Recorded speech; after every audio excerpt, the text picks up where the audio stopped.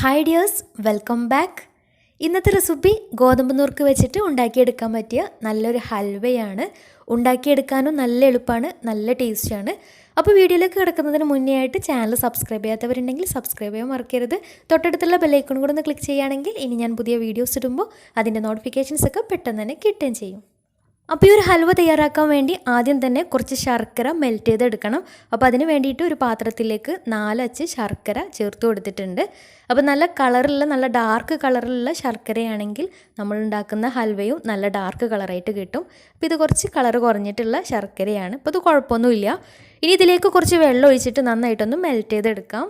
ഇനി വേണ്ടത് നുറുക്ക് ഗോതമ്പാണ്. അപ്പോൾ 1 കപ്പ് നുറുക്ക് ഗോതമ്പ് ഒരു 3 മണിക്കൂർ മുന്നേ വെള്ളത്തിലിട്ട് കുതിർത്ത് വെച്ചിട്ടുള്ളതാണ്.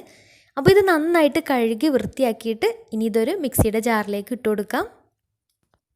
ഇനി ഗോതമ്പ് നുറുക്കിന് ആ ലെവലിൽ തന്നെ വെള്ളം ഒഴിച്ചിട്ട് നന്നായിട്ട് നല്ല പേസ്റ്റ് രൂപത്തിൽ നന്നായിട്ടൊന്ന് അരച്ചെടുക്കണം. പിന്നെ കുറച്ച് നേരത്തെ തന്നെ വെള്ളത്തിലിട്ട് കുതിർത്ത് വെച്ചതായത് കാരണം പെട്ടെന്ന് തന്നെ അരിഞ്ഞ് കിട്ടുകയും ചെയ്യും. അപ്പോൾ നന്നായിട്ട് നല്ല പേസ്റ്റ് രൂപത്തിൽ അരച്ചെടുക്കാം. ഇനി ഇത് വേറൊരു പാത്രത്തിലേക്ക് ഒരു അരിപ്പയിലൂടെ ഒന്ന് അരിച്ചെടുക്കാം.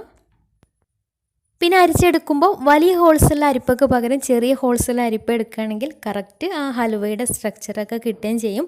അപ്പോൾ എൻ്റെ അടുത്തുണ്ടായിരുന്നത് കുറച്ച് വലുപ്പമുള്ള ഹോൾസുള്ള അരിപ്പ തന്നെയായിരുന്നു. പക്ഷേ കുറച്ചും കൂടെ നൈസായിട്ടുള്ള ഹോൾസുള്ള അരിപ്പയാണെങ്കിൽ നല്ല കറക്റ്റായിട്ട് കിട്ടും, ഒന്നും കൂടെ നല്ല പെർഫെക്റ്റ് ആയിട്ട് തന്നെ കിട്ടും. അരിച്ചെടുക്കുന്ന സമയത്ത് ഇതിലേക്കൊരു 3 ഗ്ലാസ് വെള്ളം കൂടെ ഒഴിച്ചു കൊടുത്തിട്ടുണ്ട്. എന്നിട്ട് ബാക്കി വന്നിട്ടുള്ള ഈ വേസ്റ്റ് ഒഴിവാക്കാം, അത് ആവശ്യമില്ല. കിട്ടിയിട്ടുള്ള ഈ ഒരു പാല് 3 പ്രാവശ്യം ഒന്നും കൂടെ നന്നായിട്ട് അരിച്ചെടുക്കാം.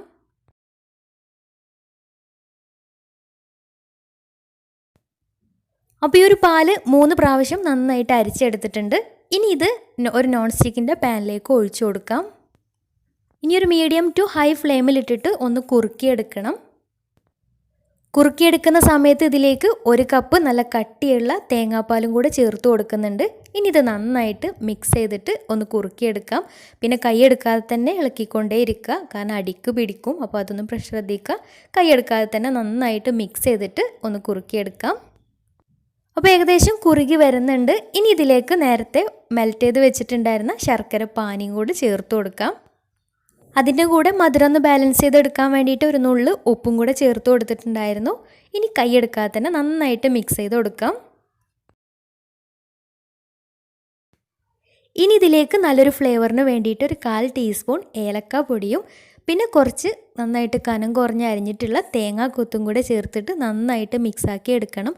അപ്പോൾ ഈ ഒരു തേങ്ങാക്കൊത്ത് ഉണ്ടാവുമ്പോൾ നല്ല ടേസ്റ്റാണ് കേട്ടോ ഹൽവ കഴിക്കുന്ന സമയത്ത്. വേണമെന്നുണ്ടെങ്കിൽ കുറച്ച് അണ്ടിപ്പരിപ്പും ഉണക്കമുന്തിരിയും കട്ട് ചെയ്തിട്ട് അതും ഇതിലേക്ക് ചേർത്ത് കൊടുക്കാം, കുഴപ്പമൊന്നുമില്ല.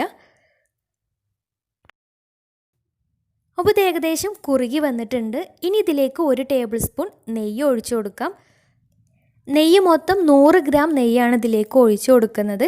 അപ്പോൾ എല്ലാം കൂടെ ഒന്നിച്ച് ചേർത്ത് കൊടുക്കേണ്ട ആവശ്യമില്ല. കുറുകി വരുന്നതിനനുസരിച്ച് ഓരോ ടേബിൾ സ്പൂൺ വീതം കുറേശ്ശെയായിട്ടാണ് ചേർത്ത് കൊടുക്കേണ്ടത്. എന്നാൽ മാത്രമേ കറക്റ്റായിട്ട് ആ സെറ്റായിട്ട് കിട്ടുകയുള്ളൂ. അപ്പോൾ ഇതിൻ്റെ പാകം എന്ന് പറയുന്നത് പാനിൽ നിന്ന് വിട്ട് വരുന്ന ആ ഒരു പരുവം എത്തും.